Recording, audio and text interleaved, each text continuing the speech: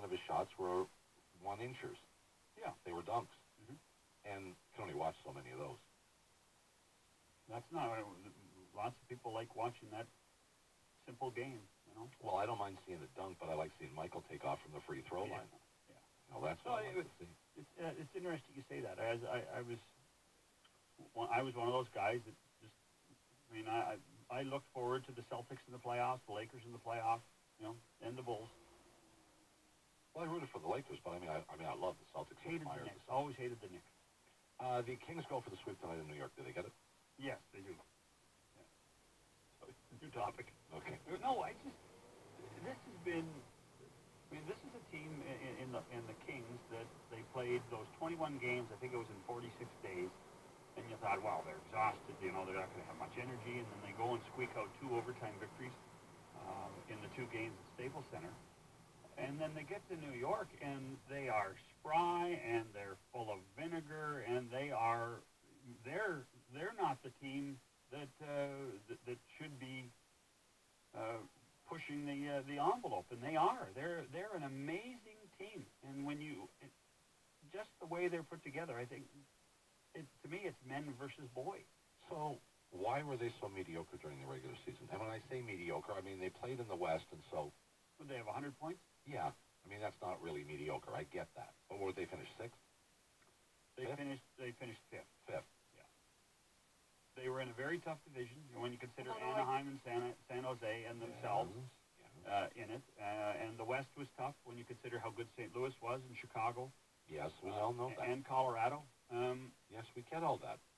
But I mean, in the end, I mean, I know where you're leading to it.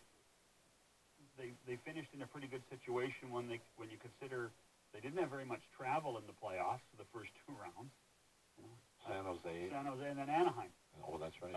So that's a very good point. I hadn't thought about that. So really, the only issue they had was playing the game, and home ice advantage obviously meant nothing. So I mean, I'm not sure how much the regular season meant to them. Period. I'm not sure how much the regular season meant to them, just other than trying to prepare them for this long 2-month battle to win the Stanley Cup. Because obviously Daryl Sutter's done a magnificent job. Well, I don't know what a coach means, what they do and don't do. I think in. I mean, but this is a different Kings team than their statistics suggest they were during the regular season. I was going to say that we saw it during the regular season, but I didn't see them play. Bob, you're right. I mean, they couldn't score goals. They were the lowest scoring team to get to the playoffs, I think. Yeah, and they were, I think, 26th or 27th during the regular season. Well, to put it in perspective, the number 1 scoring team in the National Hockey League this year was the Chicago Blackhawks. They averaged 3.5 goals per game. The Kings during the regular season averaged 2.5. This year they've surpassed Chicago by decimal points, but they're ahead of 3.5 per game. And so you combine that with some pretty good defense, they've changed their whole idea, their whole concept. And it really goes to one move that Sutter made, and this is where I think the coach deserves credit, was taking Jeff Carter off the wing and putting him back at center. Well, that could be it, but here's what I said. And I don't know, I don't think I'm the originator of this. I think somebody else kind of came up with this, but I've adopted it. If they don't lose the first 3 games and are on the verge of getting wiped out by San Jose, don't you think there's a chance either the coach said, well, this ain't working, game 4, nothing to lose, go have fun, or the players did, or they took it upon themselves, or whatever. They had nothing to lose. If they aren't down 3-0, do they find this goal-scoring prowess? That's a great question.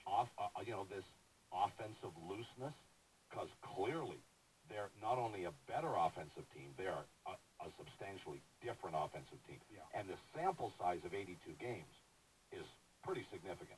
Yeah. How often do you see teams gain a goal a game when they get into the playoffs? It goes the other way. And more, you don't see it from season to season, Bob, let alone between regular season and postseason. You are what you are, usually. Yeah, and the change that was made was he ended up putting 2 young kids in Tyler Toffoli and Pearson. But he put Jeff Carter, he took him off the wing, because Carter used to play with Richards, or Carter used to play with Stahl all the time, and made Carter the fourth center. And then they ended up with four dynamite centermen. When you look at Kopitar, you look at Stahl, you look at Mike Richards and Jeff Carter, and all of a sudden it blossomed. And their scoring was diversified. It took a ton of pressure off Mike Richards, who's playing less but playing better. I just think that they have, Daryl Sutter has been remarkable in what he's done with this team in the playoffs. And it's funny you talk about regular season to postseason. The messages that come through is that Sutter is a real hard ass during the regular season. Tough, rigid, not compromising at all, and in the playoffs does it the other way around. Well, whatever he's doing this year, it's working. Blue Jays, as mentioned, lose their 4th out of 6. The bats go cold, but they've managed to, until at least today, to hold on to a 5.5-game lead in the American League East as everybody else plays Alphonse and Gaston. You take it, I don't want it. There's J.P. Morosi of Fox Sports. Or is it John Paul, or is it just John now? Are you changing your name? I answer to all, Bob. And obviously, if the Kings win tonight, I'll answer Nostradamus, because this is what I said was going to happen before the playoffs even started. So I'm a little bit happy about that, but I'm not going to celebrate too early. You picked the Kings? Yes, there's a tweet out there, John. I've got it framed on my keyboard. April 14th, I picked Kings over Rangers. In fact, I think I did it on the morning show with Brady Walker, so there's probably audio of it somewhere, and the guys probably laughed at me, but there you had it. It was Kings over Rangers on like April 14th. Get out of here. You know why you didn't do it here? Go back into the archives. It's there on the Fan 590 archives. I promise you. Why didn't you do it here, Bob? Because I wouldn't have asked him that question. Who cares what he thinks? Well, I think, as you know, Bob, I squeezed in at the very end. That last 2 seconds of Morosi hockey analysis right at the tail end of my segment, I said Kings over Rangers. It was like right before break. So it might be there, but it's probably going to be hard to decipher there right at the very end of my segment. Well, considering your expertise now as a hockey analyst, are you considering leaving the baseball world? And would you like to join the seamlessly bottomless pit of announcers that we're hiring over here to do hockey? Hey, I would never say never, right? But believe me, I think I have my hands full doing the job I'm supposed to do, because I'm supposed to now bring the good news to the people of Toronto about who the Jays are going to get at the trade deadline. But I think the reality is, as is usually the case with Alexander Alphonse, we don't quite know yet. I think he's going to keep it a bit of a mystery for a while, but I do expect the Jays to be very active here over the next few weeks. Well, I mean, we still assume that the number one target is a starting pitcher. But then that was the number one target through the entire offseason, and that didn't work out so great. But if you were going to target one guy, in my mind, James Shields is the guy that I most want and I think most likely to get. Your thoughts? Great name. I think that the Royals, for now, Bob, are going to be very, very reluctant to trade him, and here's why. Remember, they made this big-time deal. They gave their top prospect to get 2 kicks of the can here with Shields as their ace last year and this year. Obviously, last year did not work out. But they did make that run towards the end. So I think the Royals feel like they want to give it as much of a run as they possibly can and not make that decision to sell until maybe at the last possible minute. Of course, they've kept Ted Yost as their manager despite calls around the baseball world to let him go. So Jason Moore, the GM, is very, very reluctant to make a change. And I know we look at the standings and say, look, they're probably not going to be able to catch the Tigers or even the Indians or the White Sox who've played better lately.